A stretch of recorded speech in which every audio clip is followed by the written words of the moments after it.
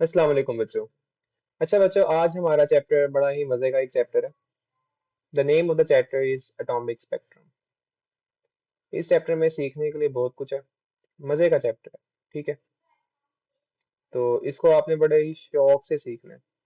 इस चैप्टर में मैं आपको बहुत बहुत कॉम्प्लेक्स चीजों का ना बड़ा ही सिंपल सिंपल करके समझा दूंगा, तो आपको बिल्कुल भी मसला नहीं आएगा।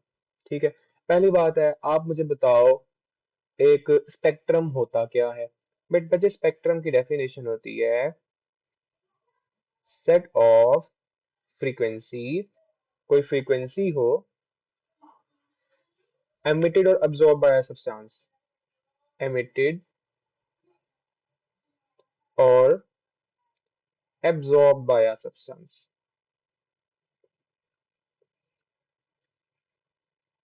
कोई भी सब्सटेंस हो, फॉर एग्जांपल मैं कहता हूँ मेरे पास एक ये सब्सटेंस है। ठीक है, इसमें से कुछ वेव्स वगैरह निकल रही है, रेडिएशन निकल रही है। समझो ये निकली इसकी 10 हर्ट्ज फ्रीक्वेंसी है, एक और निकली इसकी 2 हर्ट्ज है, बीच में 5 7 8 की भी है। तो मैं इनको ना किसी एक फोटोग्राफिक फिल्म पे रिकॉर्ड कर लेता हूँ ऐसे। इस पे आके ये हिट करेंगी, एक ये 10 हर्ट्ज वाली लाइन बन जाएगी, 2 हर्ट्ज वाली लाइन बन जाएगी। तो मतलब ऐसे मेरे पास ना एक डिफरेंट नजर आ जाएगा, एक स्पेक्ट्रम आ जाएगा। अब हमें पता है जिसकी हाई फ्रीक्वेंसी हो उसका कलर ब्लू होता है। समझो ये 10 हर्ट्ज है तो इसका कलर ब्लू है ये।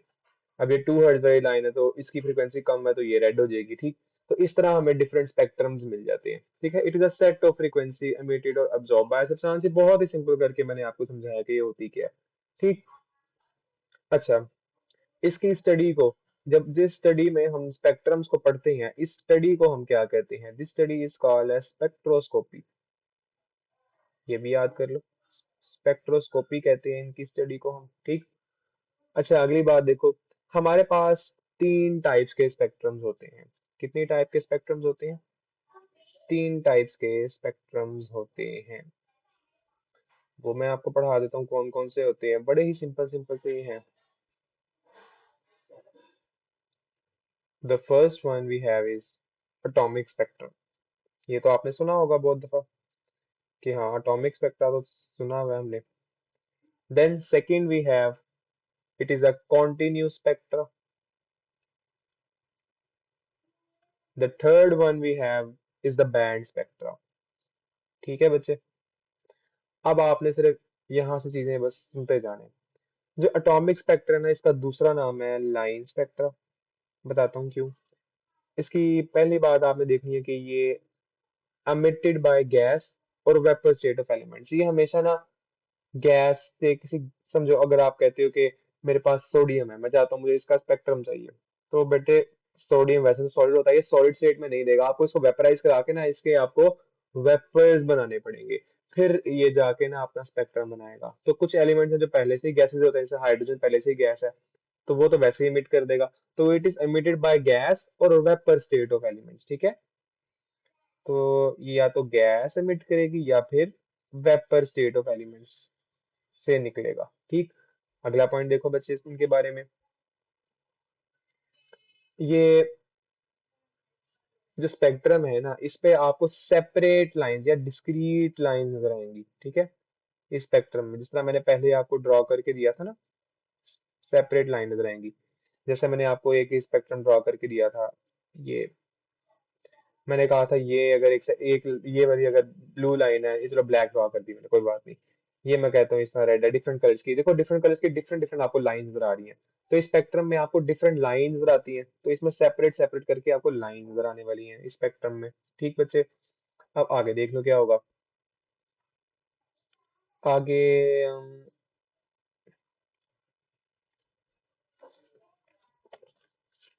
आगे बच्चे, ये आइडेंटिफिकेशन ऑफ डिफरेंट एलिमेंट्स के लिए यूज होता है। इसका यूज क्या है? Identification of elements. मैं बताता हूँ कैसे। समझो एक हाइड्रोजन है, हाइड्रोजन का आप स्पेक्ट्रम बनाओगे ना, उसकी लाइन में गैप, कलर वगैरह डिफरेंट आएंगे। आप अगर फिर ऑक्सीजन का बनाओगे तो उसमें भी सब कुछ डिफरेंट आएगा, लाइंस और गैसेस। तो अगर आपको पता हो कि ऑक्सीजन में से ऐसे निकलनी है लाइंस, गैसेस में से इस हाइड्रोजन में से ऐसे निकलनी है, तो आप दो अननोन गैस रखो, उसमें से आप स्पेक्ट्रम बनवाओ। आपको पता लग जाएगा कि ऑक्सीजन का कौन सा स्पेक्ट्रम है, जिसमें जिसका स्पेक्ट्रम ऑक्सीजन के स्पेक्ट्रम से मैच कर रहा होगा, मतलब वो ऑक्सीजन है। तो ये आइडेंटिफिकेशन ऑफ एलिमेंट्स में भी यूज होता है। क्यों? क्योंकि हर एलिमेंट का अपना एक स्पेक्ट्रम होता है। ठीक, यही बातें आपने, ये वैसे इंपॉर्टेंट बात है, इसको याद रखना। आगे बचे देखो, जो कॉन्टिन्यूस स्पेक्ट्रा है, ये इसको हम ये ना रेनबो में बन रहा होता है हमारे पास। ठीक है। अच्छा, एक बात तो ये देखो कि क्योंकि ये एटॉमिक या एटम्स में नहीं होता, ठीक, तो कॉन्टिन्यूस स्पेक्ट्रा में हो ये रहा होता है कि हमारे पास जो लाइंस होती है ना वो सेपरेट नहीं होती, वो एक दूसरे के अंदर कॉन्टिन्यूस होती है, no gap between lines. I am sorry, यहाँ मुझे ब्लैक कलर करना चाहिए वैसे, नो गैप बिटवीन लाइंस।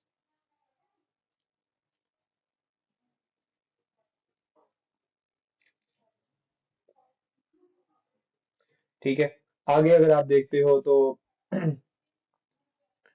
ये ब्लैक बॉडी रेडिएशन में भी यूज होता है और रेनबो में भी आ रहा होता है। ठीक है। इसका यूज कहाँ कहाँ पे है?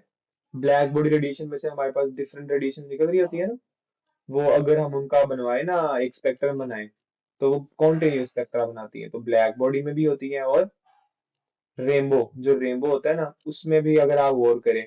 अच्छा, रेनबो में 7 कलर्स होते हैं ना, ऐसे समझो विव क्योर होता है।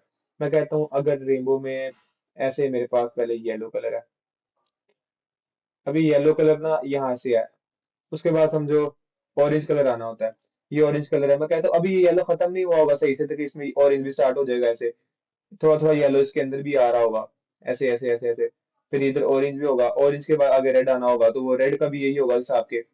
अब ऑरेंज अभी खत्म नहीं हुआ होगा तो रेड स्टार्ट हो जाएगा, ये एक दूसरे के अंदर अंदर डिफ्यूज कर रहे होते हैं, तो this is called as the continuous spectrum.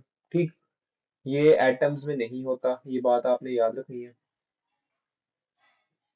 हालांकि क्लासिकल थ्योरी ने कहा था कि, पुरानी वाली थ्योरीज ने कहा था, क्लासिकल कहते हैं पुराना, क्लासिकल थ्योरी ने कहा था कि एटम का स्पेक्ट्रम वो कॉन्टिन्यूस होगा, लेकिन असल में जो मॉडर्न थ्योरीज है उन्होंने कहा नहीं जी, एटम का स्पेक्ट्रम लाइन स्पेक्ट्रम होता है, तो ये एटम में नहीं होता।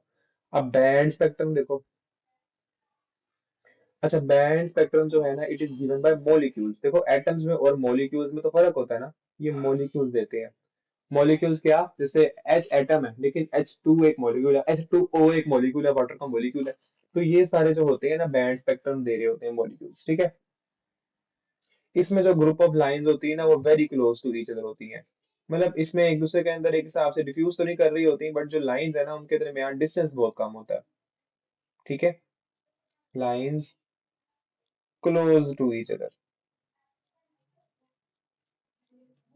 समझ आ रही है इस बात की? डिफरेंट बैंड्स बन रहे होते हैं, एक रेड लाइट का बैंड बन रहा होगा, एक ब्लू का बैंड बन रहा होगा। ठीक। अब आपने अगर देखना है कि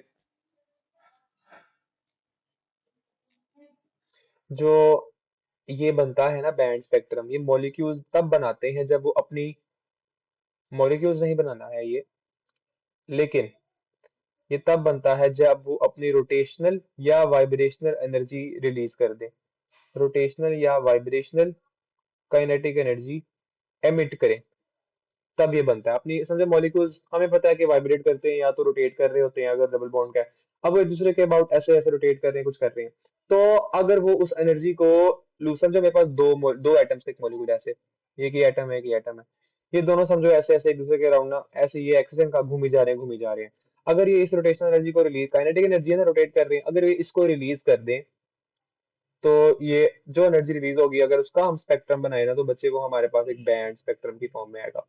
ज्यादा क्लैरिटी के लिए आप क्या करो, आप गूगल पे जाओ, एटॉमिक स्पेक्ट्रा लिखो, कॉन्टिन्यूस स्पेक्ट्रा लिखो, बैंड स्पेक्ट्रा लिखो, ठीक है, तीनों की तस्वीरें देख लो कि अच्छा अच्छा ये ऐसे ऐसे होते हैं। ठीक। अब हम बात करेंगे बोहर थ्योरी के, बोहर थ्योरी के पोस्टुलेट्स की, बोहर थ्योरी के पोस्टुलेट्स की।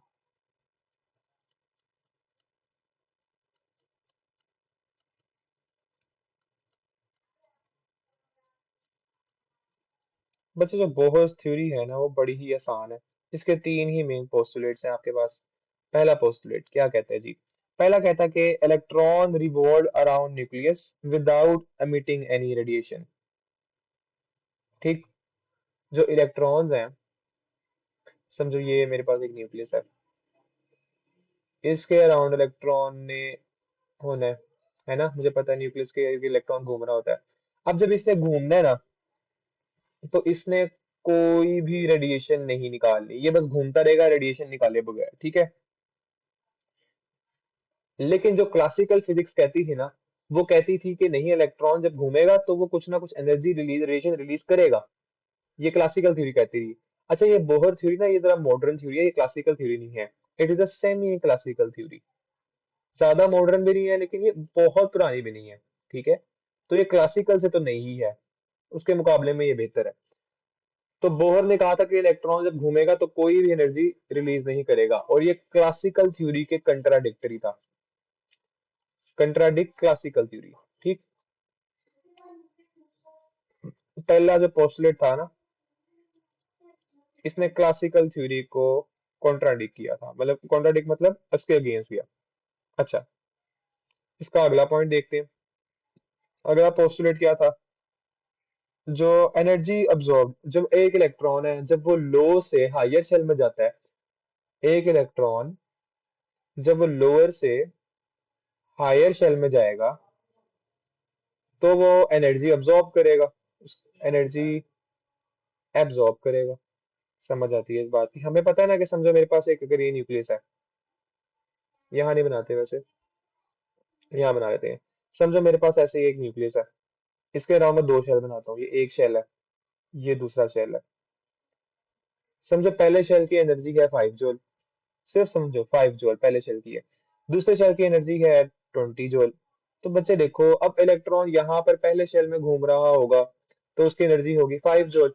अब उसने दूसरे शेल में जाना है, उसने अगर इधर ऊपर आना है, तो उसको 15 जूल एनर्जी गेन करनी पड़ेगी ना, तो वो 15 जूल एनर्जी अब्सॉर्ब करेगा कहीं से, 15 जूल एनर्जी अब्सॉर्ब करेगा और उठ के सीधा यहाँ पे आ जाएगा, और अब इसकी एनर्जी होगी 20 जूल। तो इसके ऑपोजिट केस में क्या होगा, कि जब एक इलेक्ट्रॉन हाई से लोअर शेल में आएगा, तो फिर एनर्जी वो एमिट करेगा। वही एग्जांपल है कि जब अब उसके पास 20 जूल है, अब उसे 5 जूल में आना है, तो वो फिर 15 जूल एनर्जी रिलीज कर देगा और दोबारा पहले शेल में आ जाएगा। ये इसका दूसरा पोस्टुलेट है। और अगर आपने निकालना हो कि इसमें कितनी एनर्जी, मतलब एनर्जी का चेंज कितना है, फॉर एग्जांपल इन दोनों शेल्स में एनर्जी का चेंज है 15 जूल, ये तो मुझे नजर आ रहा है। लेकिन अगर हमने ये फाइंड आउट करना हो कि इन दोनों में चेंज इन एनर्जी कितना है, तो बच्चे इसका फॉर्मूला होता है डेल्टा ई इज इक्वल्स, पहला सिंपल, E2 - E1, आप बड़े में से छोटी माइनस कर दो। एक तो ये फॉर्मूला है, एक और इसका फॉर्मूला है delta E is equals to, delta E is equals to h c by lambda, h c by lambda, ठीक है। ये आपने करना है। अब आप कहोगे सर ये क्या चक्कर है, लेमडा क्या है? देखो, जब अब इलेक्ट्रॉन 20 जूल का है ना, मतलब 20 जूल की एनर्जी में, इससे 5 जूल की एनर्जी वाले में शेल में आना है। जैसे मैं कहता हूँ ये इधर है, इसने इधर आना है, मैं भी आपकी बेस बना रहा हूँ ताकि आपको आसान लगे।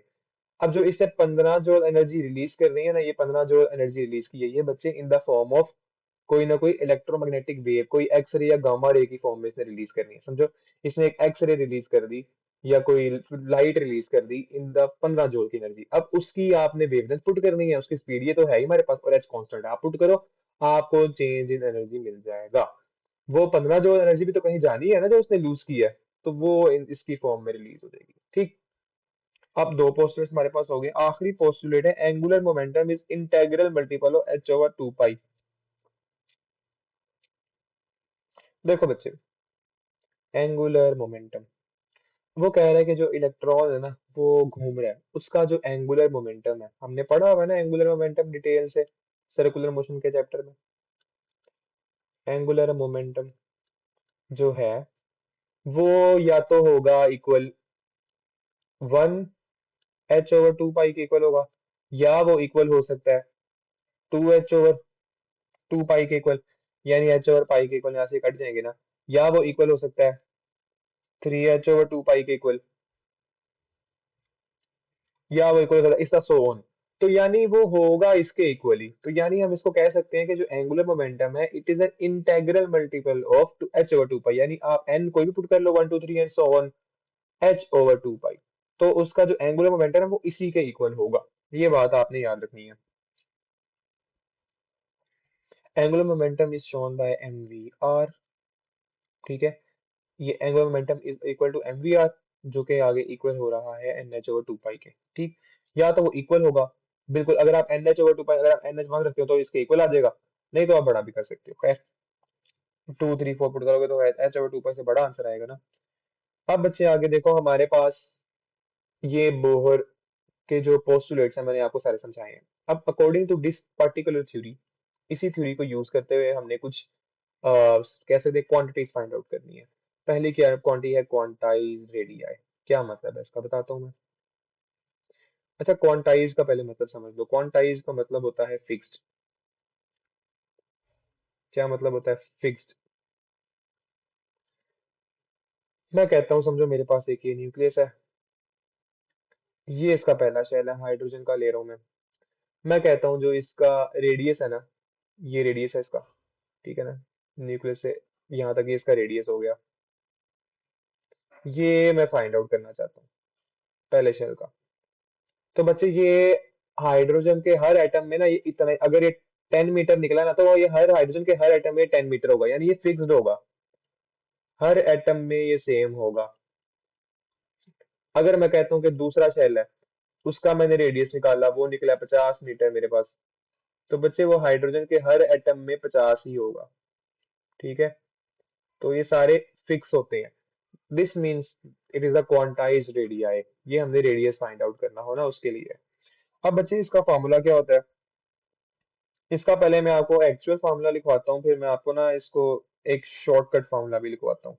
ठीक है, इसका पहले एक्चुअल फार्मूला एमसीक्यू के लिए आपको आना चाहिए, कहीं वो आपको एमसीक्यू में दे दे फिर आपको आना चाहिए। ठीक है, इट इज फार्मूला है एन स्क्वेयर।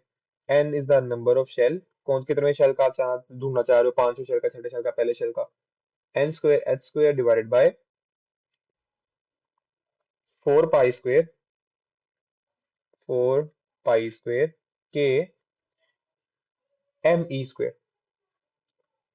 समझ आ रही है? Four n square h square बराबर 4 pi square k m e square, k m e है, ये सी नहीं है, के एम ई स्क्वायर। तो ये बचे फॉर्मूला है रेडियस फाइंड आउट करने का। अच्छा, अगर मैं फर्स्ट शेल के लिए लेकर देखूं, मैं अगर फर्स्ट शेल के लिए क्या होगा, मुझे n इक्वल 1 पुट करना पड़ेगा फर्स्ट शेल के लिए, ऐसा ही है ना।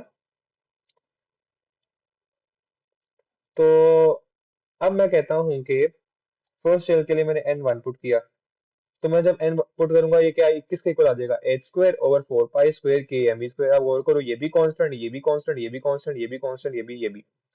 अब मैं इन सब को सॉल्व कर लूंगा, तो मेरे पास रेडियस की जो वैल्यू आएगी ना, वो आएगी, यानी फर्स्ट शेल के जो रेडियस की आएगी ना फॉर हाइड्रोजन, इसकी एक्चुअल वैल्यू आएगी। पहले तो मैंने 10 मीटर, मैंने सिर्फ गेस, मैंने आपको सपोज करवाई थी ना, अब उसकी एक्चुअल वैल्यू आती है 0.529 एंगस्ट्रॉम। बच्चे एंगस्ट्रॉम होता है 10⁻⁻10। ठीक है, ये पहले शेल का रेडियस है। मतलब ऐसे मेरे पास हाइड्रोजन का अगर न्यूक्लियस है ना, मैं चाहता हूँ कि मुझे बताओ पहले शेल का रेडियस कितना है, तो it will be equal to 0.529 angstrom. ठीक है, 0.529 एंगस्ट्रॉम। जरा अच्छे से करके बना लेते हैं ताकि जरा नीट काम हो जाए। ये न्यूक्लियस बना दिया मैंने, ये पहला शेल बना दिया मैंने, ये रेडियस है पहले शेल का, ये पहला शेल है। ठीक है, radius will be equal to 0.529 angstrom. Angstrom 10⁻⁻10 होता है। ठीक है, ये बात याद रहेगी। अच्छा, अब मैं अगर फाइंड आउट करना चाहूँ, अब मैं चाहूंगा कि एक चीज तो हमें यहाँ से नजर आ रही है कि बाकी सारी चीजें तो कांस्टेंट ही हैं। तो जो रेडियस होता है वो डायरेक्टली प्रोपोर्शनल होता है एन के स्क्वायर से। यानी अगर आप नंबर ऑफ शेल बढ़ाते जाओगे ना, तो ये भी रेडियस बहुत ज्यादा बढ़ता जाएगा। ठीक, ये बात तो आपको आगे समझ। अच्छा, एक एक चीज देखो, एक फॉर्मूले में चीज देखो, मैंने आपको बताया था कि जो पहले शेल का फॉर्मूला है that is equal to n square 1 put किया था, तो h square over 4 pi square k m e square. ऐसे ये पहले शेल का है। ये गौर करो, ये सारा R1 के इक्वल ना होगा पहले शेल के। एक मिनट, ये क्या हो गया, ये सारा R1 के इक्वल है, तो मैं यहाँ पर R1 पुट कर देता हूँ, यहाँ पे मैं R1 पुट करता हूँ, यानी Rn equals R n square R1 equals n square R1। यानी अगर आपने सब सेकंड शेल का फाइंड आउट करना हो तो वो कितना होगा मुझे बताओ। अब आपको मैं कहता हूँ सेकंड शेल का मुझे रेडियस बताओ। For second shell it will be equal to, यहाँ टू पुट करोगे, टू का स्क्वायर 4r1, यानी 4 × 0.5 अच्छा। थर्ड शेल के लिए कितना होगा, r3 will be equal to, three put करोगे, 3 3 9, 9r1। बस ये बचे हमारे पास निकल आए रेडियस इसके, हमारे पास कितना रेडियस होगा, यानी अगर आप 9 × R1 तो हमें जुबानी याद है ना, R1 तो 0.529 एंगस्ट्रॉम के इक्वल है, तो आप बस ये पुट करते जाओगे, आपको सेकंड थर्ड फोर्थ शेल सबकी आपको वैल्यूज मिलती जाएंगी, ठीक। क्वांटाइज रेडियस आपका यहाँ पे खो गया। अब ये जो इक्वेशन बनी है ना, ये वाली जो इक्वेशन आपके पास बनी है, it is the self generating equation, क्योंकि ये देखो अपने आंसर्स खुद जनरेट कर रही है, सिर्फ आपने एन की वैल्यू पुट करनी है, ठीक है ना। ये सेल्फ जनरेटिंग इक्वेशन है, ऐसे इक्वेशन को हम सेल्फ जनरेटिंग कहते हैं। अच्छा, क्वांटाइज रेडिया तो मैंने आपको पढ़ा दिया अच्छे से।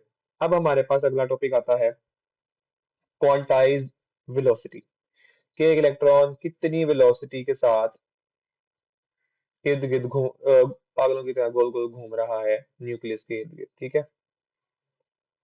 क्वांटाइज वेलोसिटी,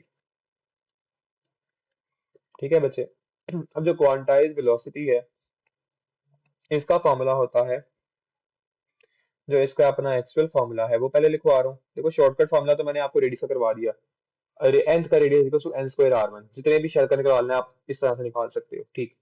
अच्छा, क्वांटाइज वेलोसिटी का फॉर्मूला होता है, velocity at nth shell it is equal to, formula याद करना है, 2π ke² /nh, 2π ke² divided by nh, ठीक है। 2π ke² डिवाइडेड बाय nh। अब मैं कहता हूँ वही चीज करूंगा, मैं फर्स्ट शेल के लिए निकालूंगा, for n equals to 1, for n equals to 1 क्या होगा, ये n एक पुट हो जाएगा, तो velocity of first shell will be equal to 2π ke² /h। और इसको जब आप सॉल्व करते हो ना, तो इसका बच्चे आंसर आता है 2 × 10⁶ मीटर पर सेकेंड, दैट्स इट। 2 × 10⁶ मीटर पर सेकेंड। समझ आ गई मेरी इस बात की।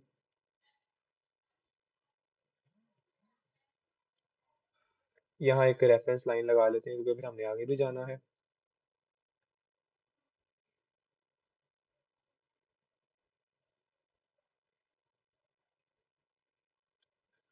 2 × 10⁶ मीटर पर सेकेंड, ठीक।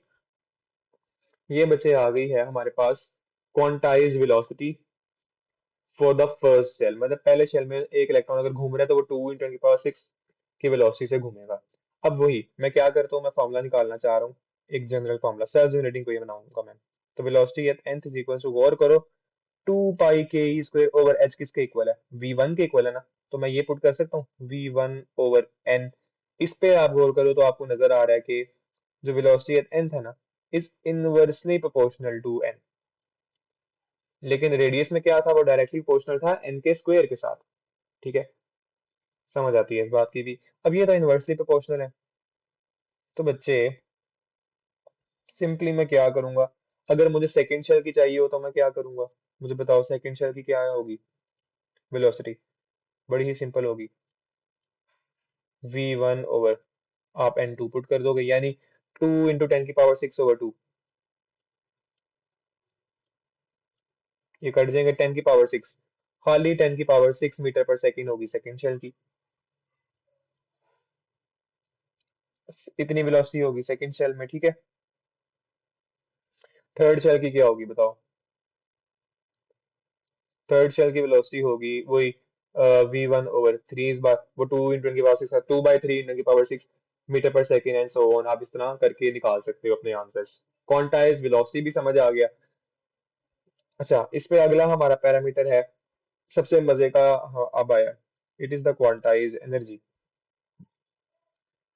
Quantize energy.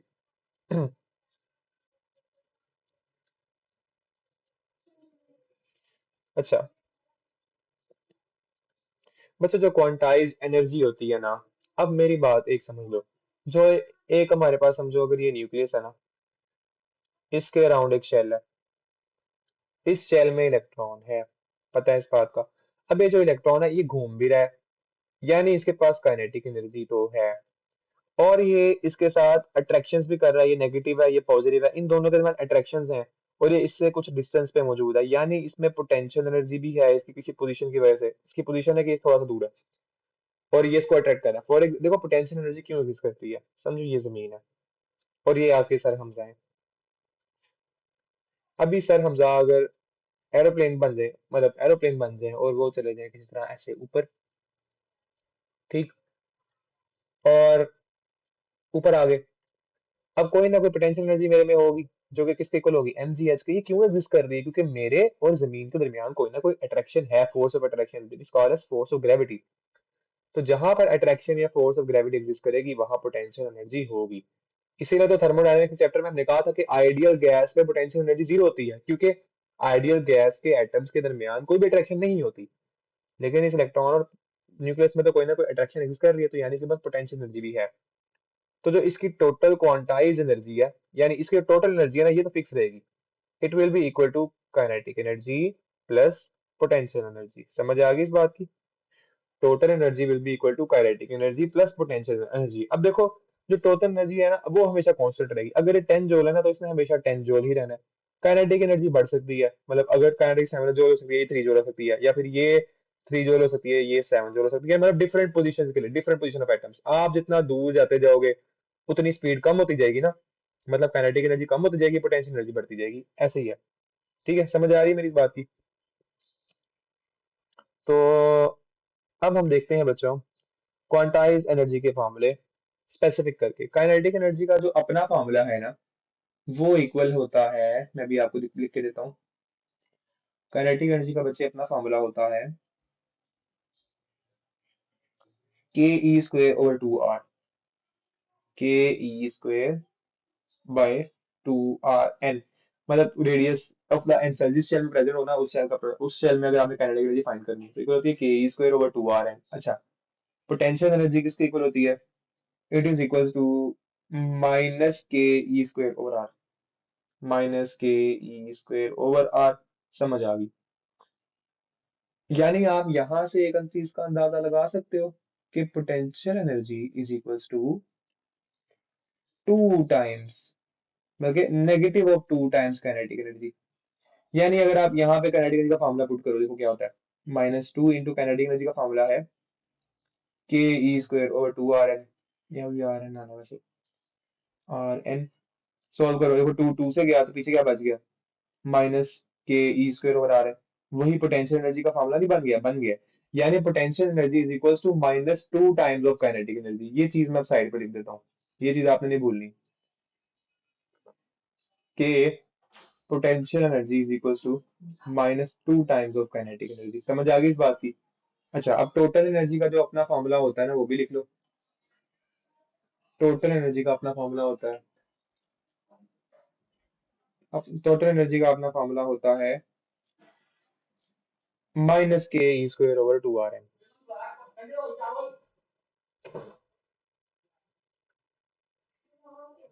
माइनस के ई square over two R N.